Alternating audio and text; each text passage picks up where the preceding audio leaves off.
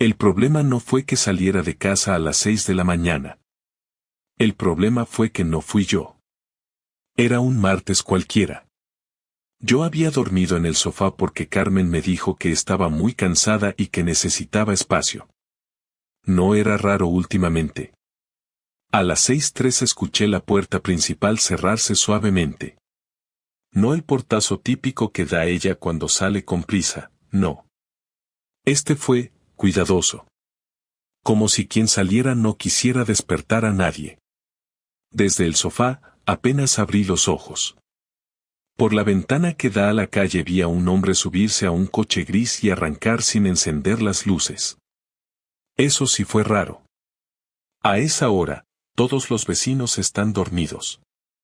Nadie visita a nadie a esa hora. Y mucho menos si no vives ahí. Tardé exactamente 10 segundos en levantarme. 10 segundos de duda. Pero me bastaron para saber que ese coche no era de nadie que yo conociera. Y que ese hombre no había venido a vender enciclopedias. Me subí las mangas del pijama y me acerqué a la habitación. Carmen dormía. O fingía dormir. Dudo que pudiera hacerlo, con lo rápido que latía mi corazón. No le dije nada. Ni esa mañana, ni esa tarde. Solo me senté a desayunar como si no hubiese visto nada. Pero ya no era el mismo. Algo dentro de mí hizo clic. Un clic seco, de esos que ya no tienen vuelta atrás. Y lo peor es que no tenía pruebas. Solo una imagen, un coche gris alejándose de mi casa mientras yo me preguntaba en qué momento me convertí en el idiota de la película. No dije nada durante 3 días. Me limité a observar. A fingir normalidad. A responder con monosílabos, a hacerme el distraído, a actuar como si no estuviera empezando a cuestionarme todo lo que pensaba que sabía de Carmen. Nunca me había considerado un tipo celoso. Jamás fui de esos que revisan bolsos o hacen escándalos por un mensaje mal interpretado. Pero cuando vi salir a ese hombre de mi casa a las 6 de la mañana, algo cambió. Algo se rompió, aunque en ese momento todavía no sabía el tamaño exacto de la grieta. Lo único que sabía era que no había ninguna explicación lógica para lo que vi. Y lo más inquietante fue la calma con la que Carmen actuó ese día. Se despertó como siempre, se duchó, preparó café, saludó con un beso en la frente como si no tuviera nada que esconder. Incluso me preguntó si quería que recogiera algo del súper. Le dije que no necesitábamos nada, y ella simplemente asintió, como si nada pasara. La noche del jueves, hice algo que jamás pensé que haría, le pregunté directamente, sin rodeos. Estábamos en la cocina, yo fregaba los platos y ella revisaba el móvil apoyada en la encimera. Ni me miraba. Le dije, ¿quién era el tipo que salió de casa el martes a las 6 de la mañana? No alcé la voz. No la acusé, solo hice una pregunta. Carmen se quedó en silencio unos segundos, demasiado tiempo. Luego, sin inmutarse, soltó, ¿de qué hablas? Me giré despacio, le sequé las manos con el trapo y la miré a los ojos. Lo vi. Vi salir a un hombre, subirse a un coche gris, e irse sin luces. ¿Quién era? Ella intentó mantener la calma, pero noté ese pequeño gesto que delata a cualquiera, apretó el móvil un poco más fuerte, como si fuera un escudo. Era un amigo. Uno del colegio. Pasó a dejarme unas cosas, tenía que irse temprano. No quería molestarte. Esa fue su respuesta. Así de sencilla. Me reí, no por gracia, sino porque fue la cosa más estúpida que escuché en mucho tiempo. Un amigo del colegio, que pasa por tu casa a las 5 y pico de la mañana y se va sin que yo me entere, un amigo que no conozco, del que nunca has hablado, que vino a dejarte, un diploma. ¿Una carta de amor que olvidó darte hace 20 años? Ella se molestó, claro. Se cruzó de brazos y me lanzó esa mirada que usaba cuando quería cerrarme la boca sin levantar la voz. ¿No confías en mí ahora? Y esa frase, más que enfadarme, me dio asco. Porque no era una defensa, era un ataque, uno sucio, uno que intenta hacerte sentir culpable por usar la lógica. Ese viernes no dormí en casa. Le dije que me quedaría a dormir en casa de mi primo en Aranjuez porque teníamos que revisar unos planos. Mentí. Me quedé en el coche, en un descampado cerca del trabajo. Tenía que pensar, tenía que entender qué estaba pasando sin que me llenara la cabeza con excusas. Empecé a recordar cosas. Pequeños detalles. Las escapadas de fin de semana que de repente ya no le apetecían, las duchas largas a las horas más raras, los cambios de humor inexplicables, la forma en que se arreglaba para tomar un café con una compañera. Todo estaba ahí, pero en su momento no quise verlo. No quería ser paranoico. No quería convertirme en ese tipo. El sábado volví a casa. Carmen no preguntó nada. No dijo una sola palabra. Tampoco me habló durante la comida. Como si estuviéramos castigados los dos. Esa noche me acosté pronto. Fingí que dormía mientras ella veía la tele. A las 2:30 escuché cómo se levantaba, cómo caminaba en puntas de pie, cómo abría la puerta de la entrada. Esta vez no me asomé. Solo conté los minutos. 15. 20. 30. Volvió a entrar. Subió las escaleras sin hacer ruido, como si yo no supiera nada. Y esa fue mi confirmación. No necesitaba un mensaje en el móvil, ni una foto comprometedora. Solo necesitaba ver cómo se comportaba cuando pensaba que no la estaba mirando. El domingo no fui a trabajar. Le dije que tenía fiebre. Me encerré en el despacho y pasé todo el día escribiendo, tomando notas, haciendo una lista con todos los momentos en los que pude haber sido testigo de algo y no lo vi. Me convertí en investigador, pero no de esos que buscan pruebas para acusar, sino uno que busca respuestas para no volverse loco. Pensaba en los niños, en nuestras cenas con los vecinos, en las vacaciones en Almería, en las fotos en el salón. ¿Qué parte de todo eso había sido real? ¿Cuánto tiempo llevaba viéndome la cara? Esa noche, cuando nos acostamos, ella puso la mano en mi pierna, como hacía siempre. Pero esta vez no sentí nada. No rabia, no tristeza. Solo vacío. Y eso fue lo que más me asustó. Porque si ya no sentía nada, entonces ya sabía en qué se había convertido nuestro matrimonio. En una mentira larga y bien maquillada. El lunes por la mañana no fui a trabajar. Tampoco dije que estaba enfermo. Simplemente no aparecí. Apagué el móvil y me quedé sentado en la cocina con un cuaderno abierto frente a mí, el mismo donde había empezado a anotar todo lo que no quería olvidar. A las 8:30 Carmen bajó arreglada como siempre, con su bolso colgado al hombro y el pelo recién planchado. Me miró de reojo, como si no supiera qué decir. No me saludó, solo fue directa al mueble donde guarda las llaves. Yo tampoco dije nada, pero cuando estaba a punto de salir le solté una frase seca, sin levantar la voz: esta tarde quiero hablar contigo, sin evasivas. Ella se giró un momento, asintió y se fue. Ni una palabra. Ni una sola maldita palabra. A las 6 en punto volvió. Llegó con una bolsa del súper, como si fuera una tarde cualquiera, como si no le hubieran dicho nada esa mañana. Se cambió de ropa, dejó la bolsa sobre la encimera y me preguntó si quería cenar algo. Le dije que no, que hablaríamos ahora. Se quedó parada en mitad del pasillo, con los brazos cruzados, esperando que yo empezara. Así que fui directo: ¿quién es? Ella frunció el ceño, fingiendo que no entendía. No te hagas la idiota, Carmen. ¿Quién es el hombre que viene a casa cuando crees que estoy dormido o en el trabajo? ¿Quién es el imbécil que se mete en mi cama mientras yo no estoy? Su cara cambió. No hizo falta que respondiera. Lo supe antes de que abriera la boca. Bajó la mirada y respiró hondo, como si estuviera cansada. Y entonces lo soltó, sin rodeos: se llama Víctor. Lo conocí en el instituto. Me lo encontré hace unos meses en una charla en Toledo.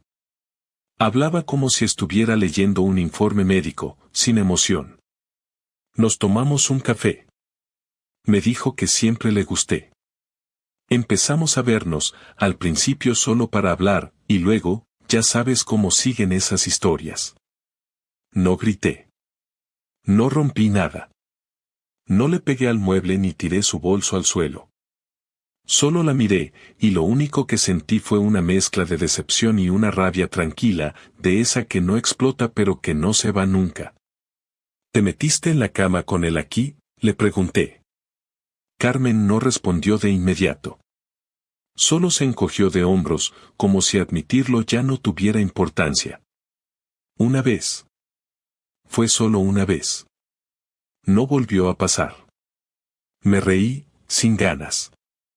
¿Tú me crees tan tonto como para pensar que fue una vez? ¿Crees que eso cambia algo? Ella cruzó los brazos y soltó una frase que todavía hoy me da vueltas en la cabeza: no fue por sexo, Javier. Fue por sentir algo. Cualquier cosa. Porque contigo ya no sentía nada. No hubo insultos, ni golpes, ni lágrimas.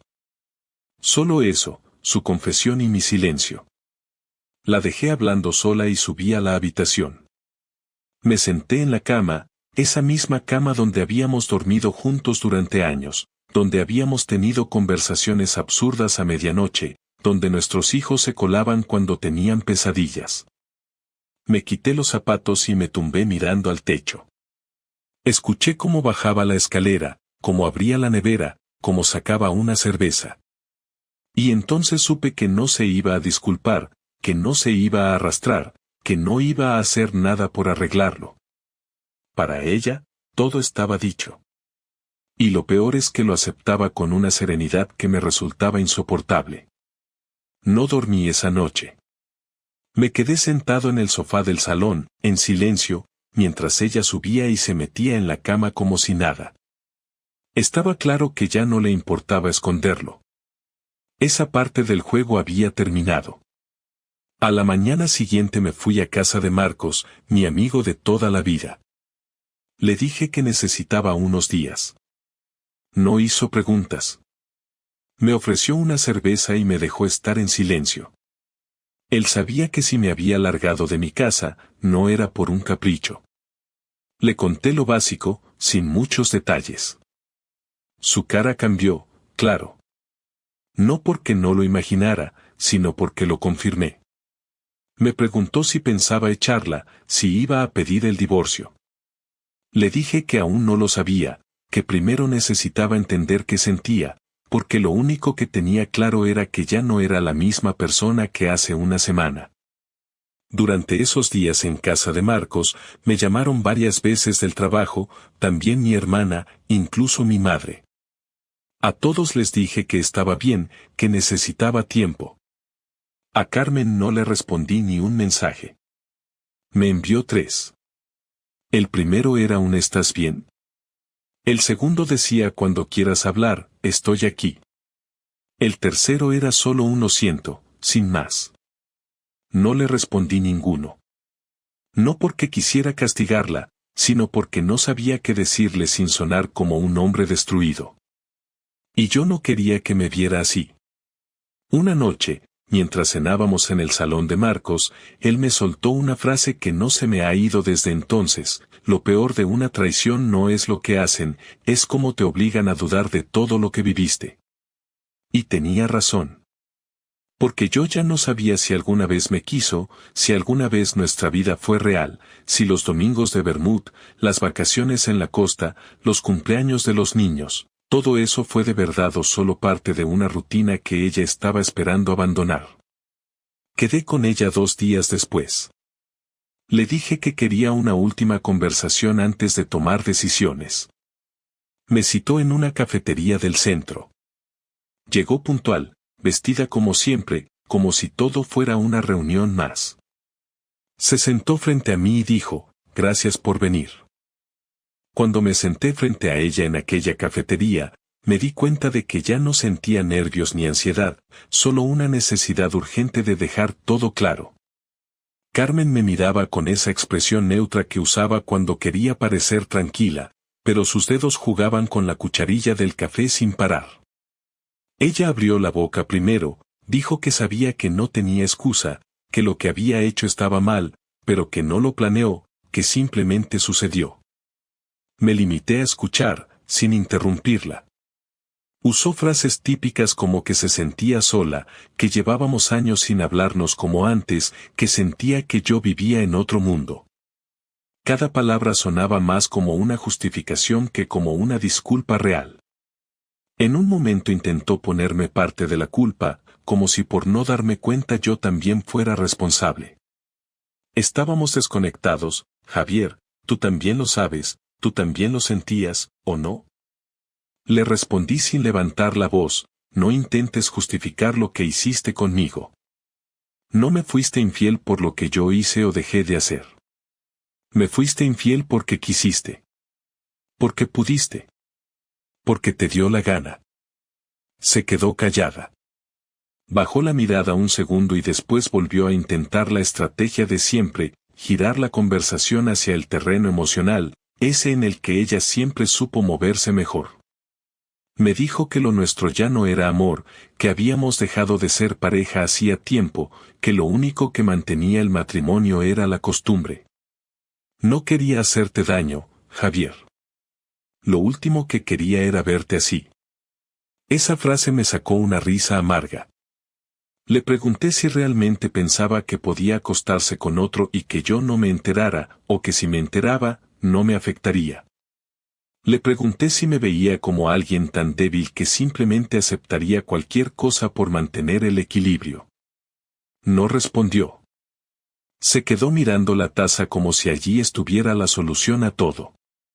Después le hice una pregunta directa, ¿sigues viéndolo? Su respuesta fue rápida, como si la tuviera preparada. No. No desde que me pillaste. Le dije que no quería seguir con esto. Le pedí que me mirara a los ojos y lo repitiera. Lo hizo, sin dudar. No sé si mentía o no, pero en ese momento ya no me importaba. Lo que me interesaba era que entendiera que no íbamos a seguir con esta farsa. Quiero que te vayas de la casa, le dije. No quiero seguir durmiendo bajo el mismo techo que alguien que me mintió durante semanas. Si quieres ver a los niños, puedes hacerlo, pero no delante de mí. No hay más cenas juntos, ni cumpleaños fingidos, ni fines de semana con sonrisas vacías. Se acabó. Me miró con los ojos húmedos, pero no lloró. Nunca fue de esas. Me preguntó si realmente pensaba que no podíamos salvar nada. Le dije que si alguna vez hubo algo que valiera la pena, ella lo destruyó. Que yo no era perfecto, que cometí errores como todo el mundo, pero que nunca la traicioné de esa forma. Que ella tomó una decisión consciente de acostarse con otro hombre, de dejarlo entrar en nuestra casa, en nuestra cama. Que eso no era un error, era una elección. Y que las elecciones tienen consecuencias. Pasaron unos segundos sin que nadie dijera nada. A nuestro alrededor, la gente seguía con sus cafés y sus móviles, ajenos a lo que se estaba desmoronando a escasos metros. Carmen suspiró, dijo que necesitaba tiempo para encontrar un sitio, que no podía irse de inmediato. Le dije que tenía una semana.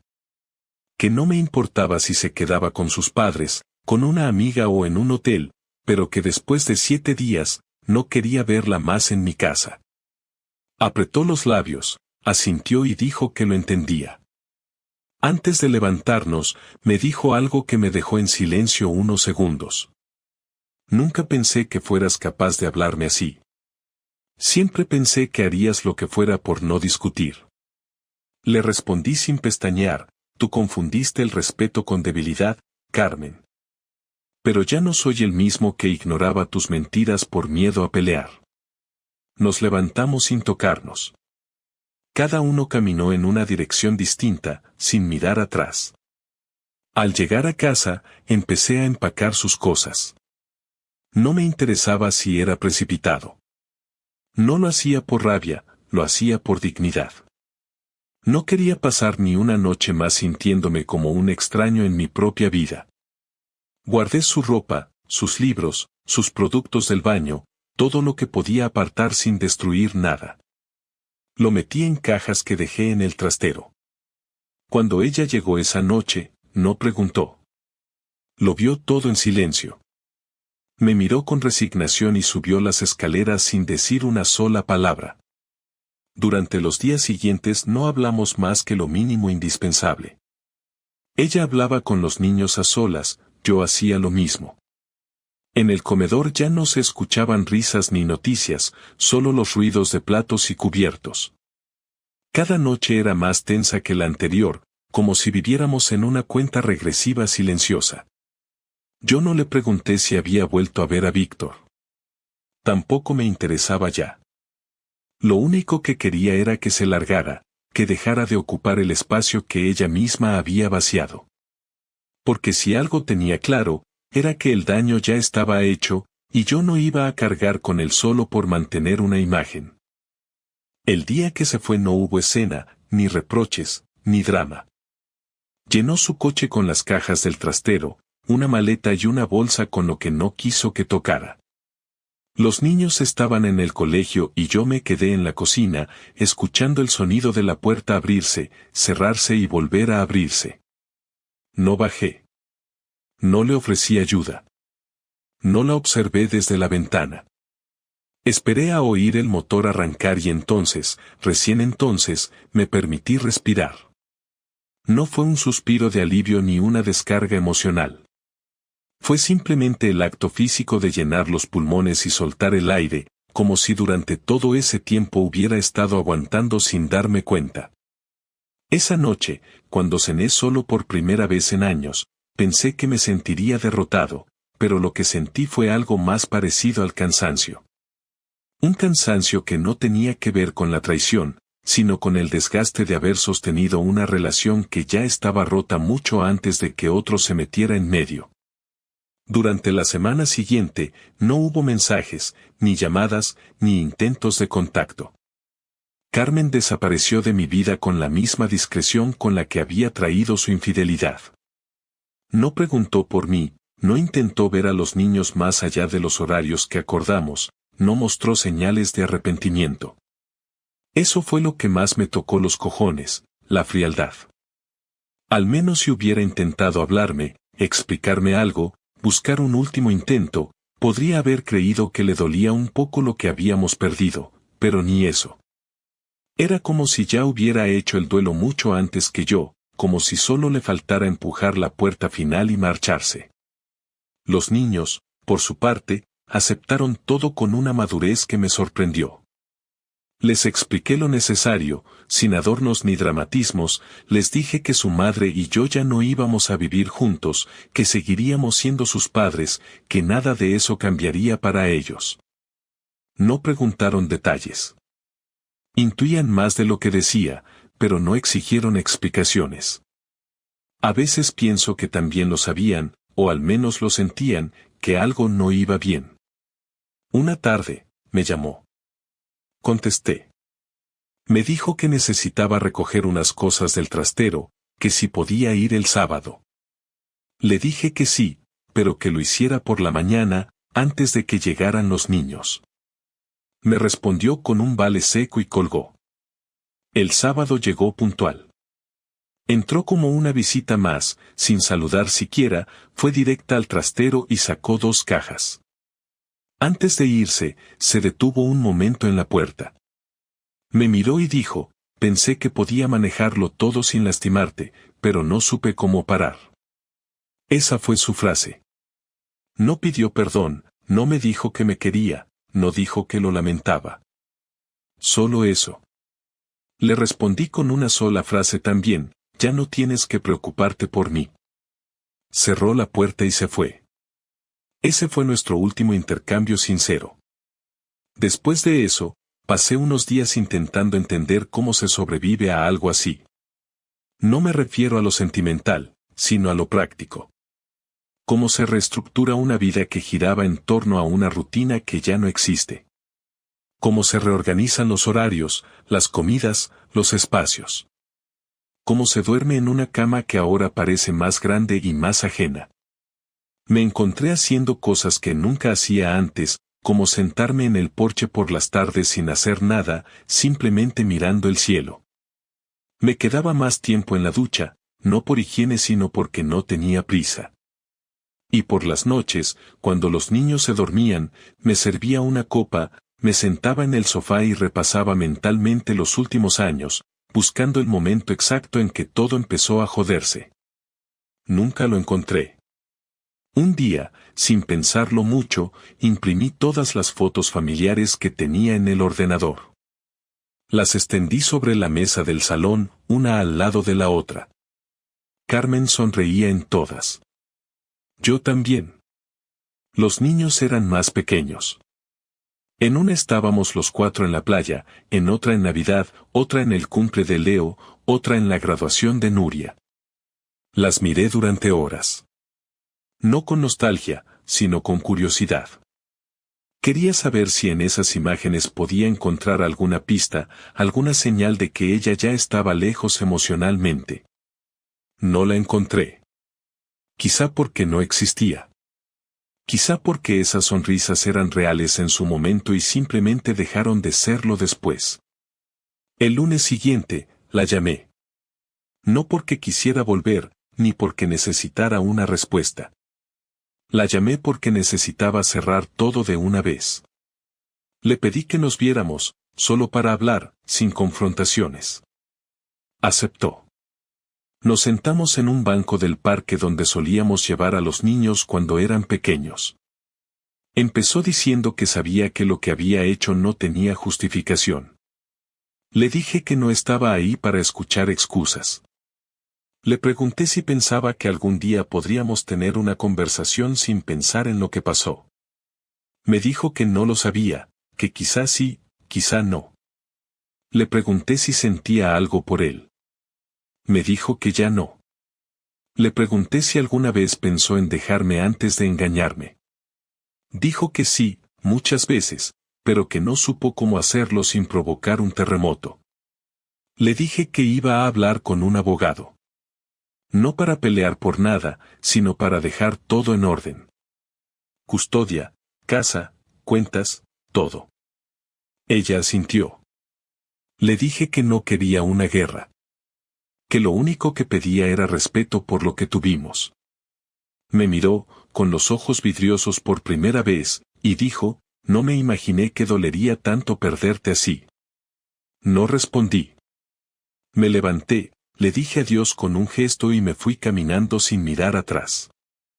La semana siguiente a esa conversación con Carmen fue la más tranquila desde que todo comenzó, y no porque me sintiera mejor, sino porque ya no quedaba nada pendiente. Habíamos hablado todo lo que teníamos que hablar, no había más cartas que poner sobre la mesa, y por primera vez desde que descubrí su traición, no sentí la necesidad de preguntarme qué más había detrás. Estaba todo dicho. Empecé a centrarme en lo que venía. Fui al abogado que me había recomendado Marcos, un tipo de aspecto cansado que en cuanto le expliqué la situación sacó una carpeta con formularios y me dijo exactamente lo que necesitaba presentar, cómo debíamos organizar la custodia, y qué posibilidades había de dividir los bienes sin terminar en un juicio. Le pedí que fuera todo lo más rápido y sencillo posible, sin disputas ni reclamaciones.